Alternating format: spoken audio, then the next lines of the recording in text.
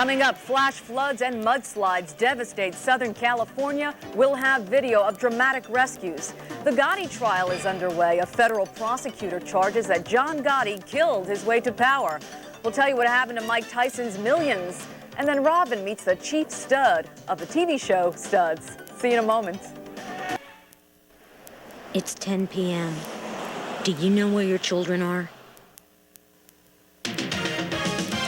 From Fox 5, this is the 10 o'clock news with John Roland, Cora-Ann Mihalik, Nick Gregory with weather, and Carl White with sports.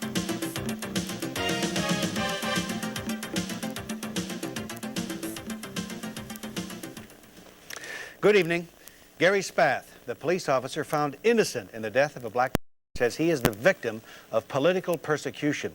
He figures that's obvious because when one grand jury didn't indict him, the state attorney general went out and got another one to indict him.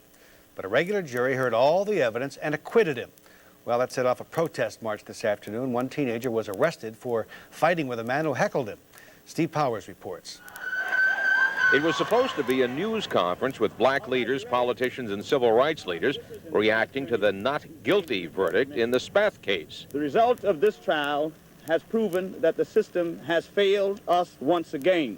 We're calling on the U.S. Attorney to move forward to bring criminal civil rights violation charges against Spath in this matter. In the middle of the press conference, a sea of young people, students from Hackensack High, swept into the area, a protest, overpowering another protest. This is the march. Give respect to where respect is due. They took away from us something we had in us pride. They're trying to make it a black and white thing, but it's really not. We just want justice. No justice, no freedom. The students gathered onto the steps of the Bergen County Courthouse en masse. I feel that what happened to Philip Pennell has happened to several black youths. It's happening every day around the country. You see it as a black Holocaust? Yes, I do. It's a conspiracy to kill the black man. Gary Spath, with his attorney, Robert Galantucci, with a morning after press conference. I think the facts have come out clearly and truthfully.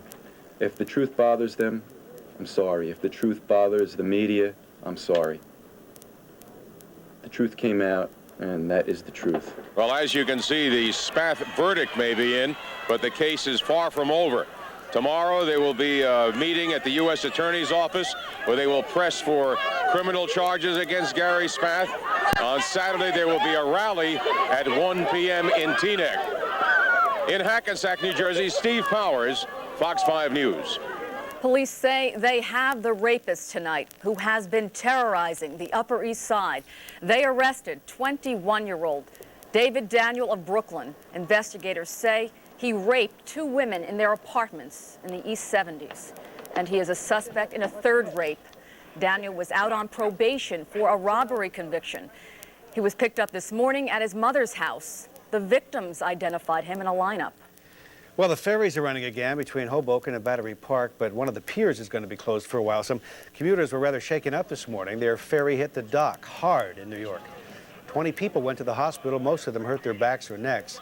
The Coast Guard is checking out the accident. They think there was a problem with the engine, but the skipper also had to take a blood test. Well, a temporary reprieve tonight for the folks in Southern California. For now, the heavy rains have stopped. This is the second day that area has been bombarded by deadly floods and mudslides. Jane Wells has been covering the story for us. She joins us now from Southern California with the latest. Jane? Well, Cora-Ann, thank goodness it has stopped raining for now. I'm in Ventura County, which has been the worst hit by this storm. And behind me, this break has allowed the tow trucks to start coming in and trying to get these RVs at a campground here out of this mud where they're stuck, as you can see. The tow trucks are charging at least $75 to get these people out of here, so somebody at least is making a profit off this thing. If you can believe it, these huge vehicles were actually submerged in the floodwaters today of the Ventura River. That river is bone dry, but it turned into a monster this morning, keeping rescue helicopters hard at work. First call for help came just upriver this morning. A homeless couple, one of dozens who live in the usually dry riverbed, could not swim out. The woman's main concern, would they find her dog? Further south, near the ocean, campers who came from all over to enjoy sunny Southern California got a surprise vacation they didn't expect. The river gushed towards the ocean. 120 people were trapped and had to get out quickly. Marv Lieb had to ditch his brand new, uninsured $100,000 rig. There was a motorhome floating, and then a couple of people were walking down. They had their dogs, and they were trying to get out of the area, really, just trying to save themselves to get out of it. The water was really, when I was out there, it was up to about my thigh. Yeah. And by the time I got all the way out, it was all the way up to my waist. So it really hit real quick. It was like within, I'm not exaggerating, 15 minutes. That's how fast it came in on us. It looked like all was clear as they went searching RV to RV, finding only a caged bird, damp but alive. The helicopter guy comes down and opens the door. I think we were pretty airtight. He opens the door. Then the jet ski rescue crew comes by with the jet skis, the jet boat, and all of the water goes right in the door. Clear from 101 to the river mouth. We're now going to transition from the river mouth back up to the 101. Nothing showing this time. Then the tragic news. The body of a man had been found where the river meets the ocean just south of the campground. A diver was sent in to retrieve it. Minutes later, he climbed back out with the victim. This afternoon, the water receded and people returned. Remember the homeless couple who worried about their dog named Priceless? Well, search and rescue crews found Priceless, and he's okay. Well, I'm glad to report at least that happy news. As for the dead man, the fire department believes at this point that he was one of the homeless people living in the riverbank who was washed downstream by this flood. 2 other people also died a little further upstream, closer to the town of Ojai, when a 5-foot wall of mud crashed into their apartment building. They were a couple, a man and a woman. The woman was 8.5 months pregnant, and today was to be her last day at work. Her friends there were going to throw her a baby shower.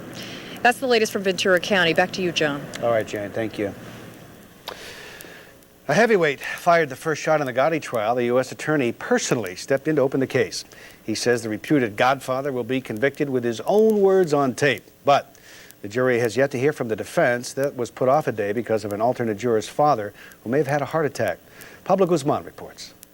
14 months after being arrested and after 14 months of being locked up without bail, John Gotti's trial finally began at Brooklyn Federal Court. Albert Krieger, Gotti's attorney, had one word for his client's mood now that things had started. Happy. Gotti was clearly in charge of the defense team's challenges.